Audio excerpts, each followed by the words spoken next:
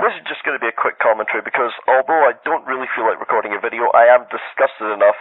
I'd like to say something regarding Aramith Par-Ors. Most of you would remember this 300-pound man-hating slug. She used to go under the name Nuclear Knight. Before I get shit for launching into the personal attacks already, let me just say I'm perfectly vindicated in anything negative I have to say about this worthless waste of organs and blood. This is somebody who makes vicious personal attacks against anyone who disagrees with her, or presents any kind of rational argument against her bullshit. She's somebody who's come on camera and declared that she thinks of all men as potential rapists, and she's even wished bodily harm on Voctor 2100. So whatever I say, it pales in comparison to what this sack of snake feces has ever said in the past. Now, recently Nuclear Knight has been singing the praises of Aileen Wuornos, the serial killer, as a victim, how all of the clients that she murdered while she was working as a prostitute were paying rapists who got what they asked for.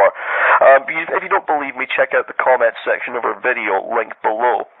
Now, someone who has such a low opinion of men as sex as YouTube's Walrus Lookalike contest winner for the past 3 years is probably the last person that should be talking about how sex is disgusting and how sex workers are being raped, especially when there's a whole group of sex workers that post videos to YouTube about how they want their profession legalized. Maybe she should also realize that just because she was raped at some point in her life, but she isn't the best person to lecture people about the rights and wrongs in engaging in sexual activity. Or maybe she should at least realize that because a person was raped or abused in some way, it doesn't mean they should be held up as role models when they decide to kill men, regardless of whether or not they're paying for sex. It's this same mindset that keeps Eric Harris and Dylan Klebold as cult heroes since they were mentally abused. Just on a side note, have you ever noticed that militant feminists like Nuke or Gail Dines are always the ones to make the comparison of every sexual deviancy, no matter how small, to rape at every chance they have? But anyway, I digress. I wasn't really going to comment on this because Terrorizing did a great job, but a friend of mine sent me a link, a PM on YouTube with a link to her channel. I'm not going to say who this is. They asked to remain anonymous because they know about Nuke's history of going after people personally, which I'm fine with. She can come after me all she likes. I don't give a flying fuck. But it said, check out the image in the background. And I saw for myself that her praise of Aileen Wuornos isn't an isolated incident. I've also found that she seems to have this mindset of women are the victims no matter how evil the crimes are, since the image on her channel background at the moment is a picture of the Moors murderer, Myra Hindley. I'll put a link to the Wikipedia page below for those of you who don't know who or what I'm talking about, but just for a brief history lesson, this was a woman who between 1963 and 1965 helped her partner Ian Brady kill and rape 4 young children, kill a 17-year-old boy, and then buried the bodies in Saddleworth Moor. One of those children, the body has never been recovered from because she wouldn't say where he was buried right up until the day she died. She spent 36 years in prison and died in there back in 2002. And, her partner in crime, he just spent his 73rd birthday in a prison hospital, a secure ward in a prison hospital. He's got no chance of being released, and he's not spilling the beans on where this body is.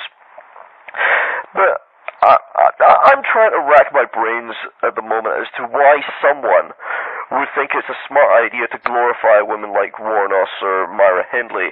I mean, there's tasteless and then there's just outright sick. I mean, what the fuck, Nuke? Why do you think it's a good idea to put an image of Myra Hindley as the channel background? I mean, how many men's rights activists, or so-called men's rights activists here on YouTube, have images of Joseph Fritzl or Richard Ramirez on their channel background? Well, maybe a couple of TFLers do, but I think for the majority, none.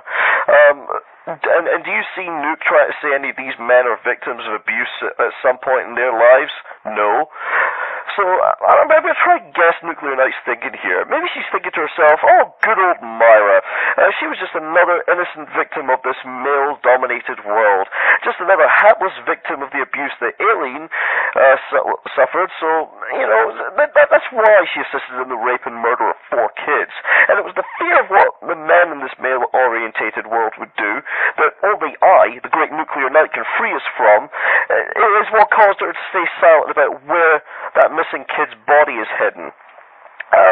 I mean, this is downright sick, Nuke. I mean, I find it disgusting that this fucking cave-dwelling gutter rat has even got 850 subscribers, and has even been defended by people I actually liked when she was bodily harm on Voctor. But I think anyone who wants to try and defend her now should just be shunned publicly and treated as the outcasts that they deserve to be, along with Nuclear Night herself. I mean, let her pretend she's a victim for all I care. I don't give a flying fuck. But when you want to defend this disgusting behavior, then just allow me to say, fuck you, Nuke. Fuck you on behalf of myself. Fuck you on behalf of the families of the victims of these inhuman fuckers that you want to praise as victims. Fuck you on behalf of anyone with a conscience. And fuck you on behalf of anyone on YouTube that you and your sycophants have personally attacked for calling you out on your previous bullshit. Fuck you, Nuclear Night, you misinforming, lying, heartless, gutless, inhuman pile of rat shit.